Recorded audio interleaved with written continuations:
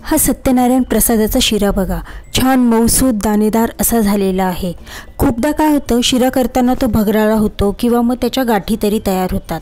परंतु आजच्या व्हिडिओमध्ये आपण मऊसूद दाणेदार असा प्रसादाचा शिरा कसा करायचा हे बघणार आहोत। आणि हा शिरा करताना काय चुका करायच्या नाही।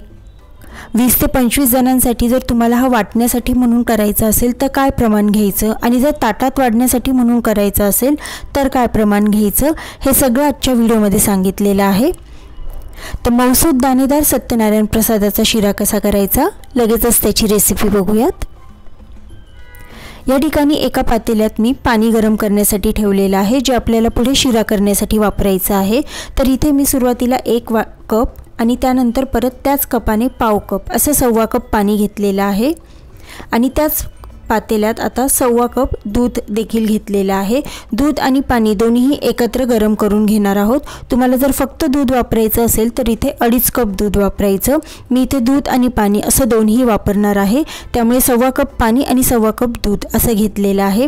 आता हे दूध पाणी गरम होण्यासाठी मी दुसऱ्या शेगडीवर ठेवते।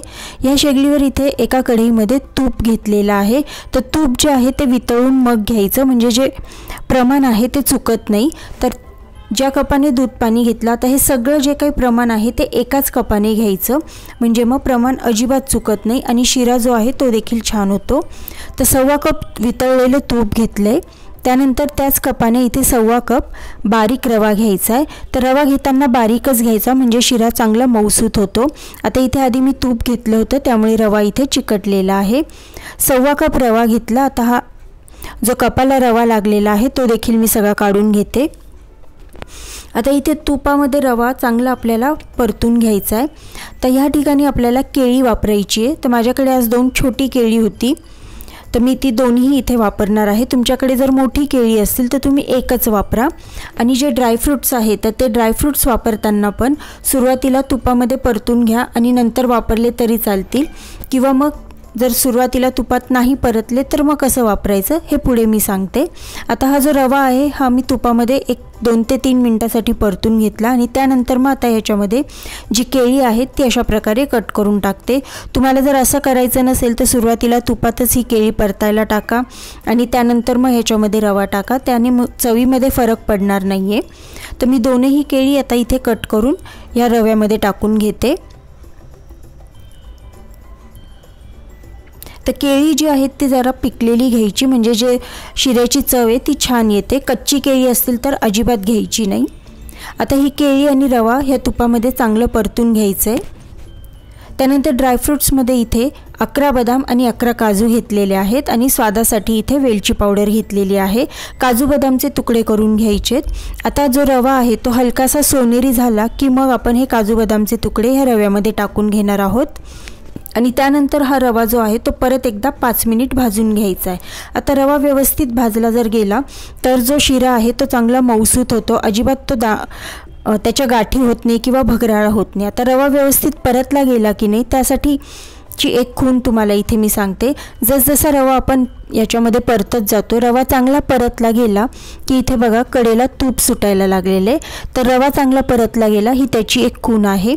दुसरं म्हणजे त्या रव्याचा एक छान सुगंध सगळीकडे दरवळायला लागतो रवा भाजल्याचा, त्यावरून समजायचं की जो रवा आहे तो चांगला परतला गेलेला आहे। तर हे पहा तूप इथे चांगलं सुटलेलं आहे, म्हणजे जो रवा आहे तो चांगला परतला गेला आहे। आणि मगाशी आपण दूध आणि पाणी गरम करायला ठेवलेलं होतं ते देखील गरम झालेलं आहे, ते आता ह्या भाजलेल्या रव्यामध्ये टाकून घ्यायचं आहे।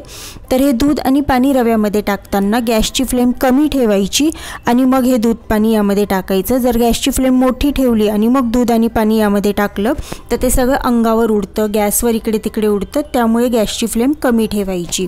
तर सुरुवातीला एकदम सगळं दूध पाणी टाकायचं नाही, थोडं थोडं करून टाकून घ्यायचं आणि ह्या रव्यामध्ये मिक्स करून घ्यायचं। तर मी सुरुवातीला थोडंसं दूध पाणी टाकून घेतलं आणि त्यानंतर जे राहिलेलं गरम दूध आणि पाणी आहे ते देखील आता ह्या रव्यामध्ये सगळं टाकून घेते।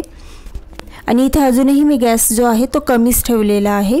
आता हे सगळं ह्यामध्ये नीट मिक्स करून घ्यायचं। आता ही सुरुवातीला जरी हे मिश्रण थोडं सैलसर वाटत असेल पण असं अजिबात होत नाही। जसं आपण हे मिक्स करत जातो हा जो रवा आहे याच्यामध्ये हे दूध आणि पाणी चांगलं शोषलं जातं आणि जर रवा नीट भाजला गेलेला असेल तर मग अजिबात इथे हा रवा जो आहे पातळसर होत नाही किंवा त्याच्या गाठी पण तयार होत नाही। तर 1-2 ते 3 मिनिटं आपण हे मिश्रण अशा प्रकारे मिक्स करत राहायचं आहे। आता इथे आपण अजून साखर वापरलेली नाहीये, तर साखर जी आहे ती सुरुवातीलाच टाकायची नाही। सुरुवातीलाच जर साखर टाकली तर जो रवा आहे तो चिकट होतो, त्यामुळे साखर जी आहे ती नंतर टाकायची। आधी जो रवा आहे तो दूध आणि पाण्यामध्ये चांगला शिजवून घ्यायचा। तर हे पहा दूध आणि पाण्यामध्ये रवा चांगला शिजला गेलेला आहे। आता याच्यामध्ये टाकायची 1.25 कप साखर। साखर टाकल्यानंतर ही साखर मिक्स करायची। साखर टाकल्यानंतर परत एकदा हा जो रवा आहे थोडासा सैलसर होतो, पण त्यानंतर परत जो आहे रवा चांगला मिळून येतो। तर 1-2 ते 3 मिनिटं आपण ही साखर जी आहे याच्यामध्ये मिक्स करून घेणार आहोत।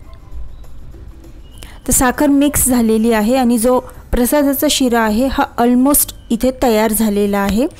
तर इथे पण प्रसादाचा शिरा अगदी व्यवस्थित तयार झाला की नाही हे कसं ओळखायचं, तर हा शिरा जेव्हा तुम्ही कढईमध्ये अशा प्रकारे मिक्स करत असतात तर त्याच्या पण कडेला इथे तूप सुटलेलं असतं, त्यावरून समजायचं की आपला हा जो प्रसादाचा शिरा आहे हा एकदम व्यवस्थित झालेला आहे, अजिबात गाठी न होता भगराळा न होता।